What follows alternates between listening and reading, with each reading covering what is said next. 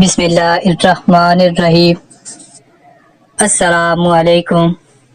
بنی اسرائیل کی سرکشی کی داستانیں تو سن رکھی ہوں گی آپ نے، لیکن آج ہم آپ کو حضرت یوسف علیہ السلام کی بہن حضرت دینا کا ایسا واقعہ سنانے والے ہیں جو آپ نے پہلے کبھی نہ سنا ہوگا۔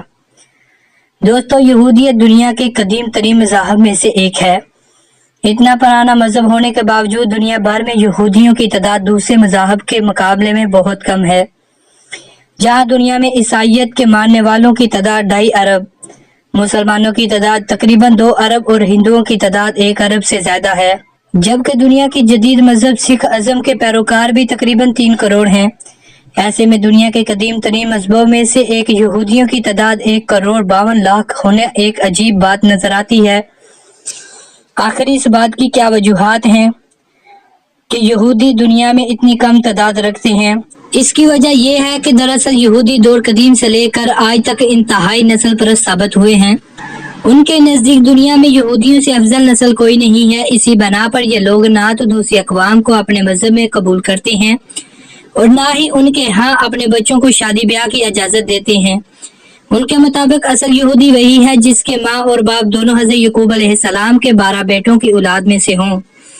ان کے علاوہ نہ تو کوئی باہر کا شخص یہودیت قبول کر سکتا ہے اور نہ ہی کوئی یہودی لڑکا یا لڑکی غیر اقوام میں شادی بیاہ کر سکتا ہے۔ اگر کوئی یہودی ایسا کرتا ہے تو وہ خالص یہودیت سے خارج ہو جاتا ہے۔ یہودیوں کی خود پسندی اور نسل پرستی کوئی نئی چیز نہیں۔ یہ جذبہ ان میں اس دور سے پایا جاتا ہے جب اس قوم کی ابتدا ہوئی تھی۔ اس زمانے کا ہم آپ کے سامنے جو قصہ بیان کرنے جا رہے ہیں وہ دراصل اہل کتاب کا ہے، یعنی بائبل اور تلمود دونوں میں موجود ہے۔ تلمود یہودیت کا مجموعہ قوانین ہے جو یہودیوں کی زندگی میں تقدس کا درجہ رکھتا ہے۔ اس کے علاوہ امام ابن کثیر نے اپنی کتاب البادیہ والنہایہ یعنی تاریخ ابن کثیر کی پہلی جلد صفحہ نمبر 454 میں بھی اس واقعہ کا ذکر کیا ہے۔ واقعہ کچھ یوں ہے کہ جب حضرت یعقوب علیہ السلام اپنے اہل و عیال کے ساتھ سفر کرتے ہوئے شیخم نامی بستی سے گزرے تو آپ علیہ السلام نے یہاں کے ذمہ دار جس کا نام جمور تھا اس سے 100 بکریوں کے عوض ایک زمین خریدی۔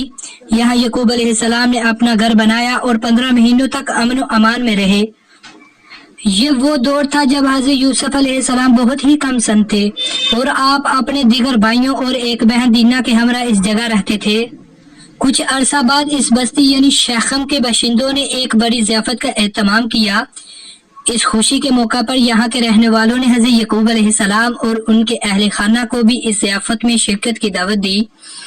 اس دعوت کے موقع پر اس بستی کے شہزادے شکم بن جمور اور اس کے گھر والوں کو حضرت یعقوب علیہ السلام کی بیٹی دینا کی سیدھی سادی شخصیت بہت پسند آئی۔ اس دعوت کے بعد بستی کا حکمران جمور حضرت یعقوب علیہ السلام کے پاس حاضر ہوا اور اس نے حضرت یعقوب علیہ السلام سے التجا کی، آپ اپنی بیٹی کی شادی میرے بیٹے سے کر دیں، ہمارے اس وسیع ملک میں سکون سے رہیں اور اس میں تجارت کریں۔ اس کے علاوہ انہوں نے یہ بھی کہا، آپ جتنا مال طلب کریں گے ہم خوشی سے دیں گے۔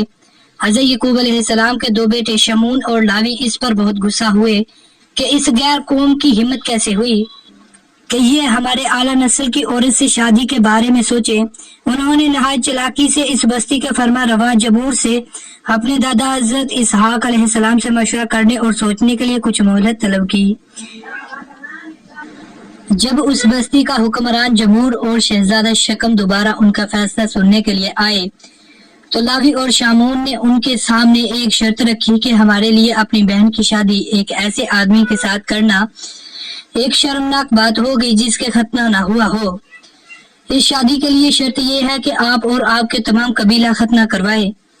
یہ بہت بڑی شرط تھی، لیکن شکم نامی یہ سب بستی کے تمام مرد اپنے شہزادے اور بادشاہ کی خوشی کی خاطر ختنہ کروانے پر رضامند ہو گئے۔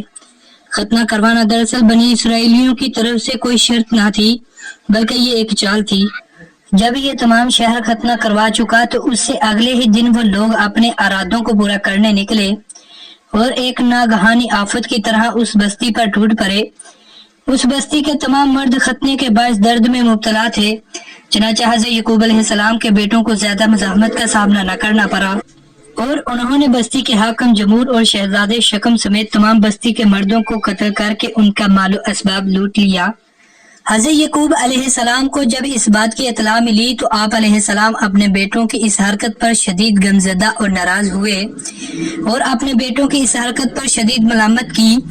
اس وقت حضرت یعقوب علیہ السلام کی ناراضگی اس حد تک تھی کہ بائبل کے مطابق جب آپ نے اپنی آخری وصیت کی تب بھی اپنے بیٹے شمون اور لاوی کے بے گناہ انسانوں کے اس قتل عام پر معاف نہ کیا تھا۔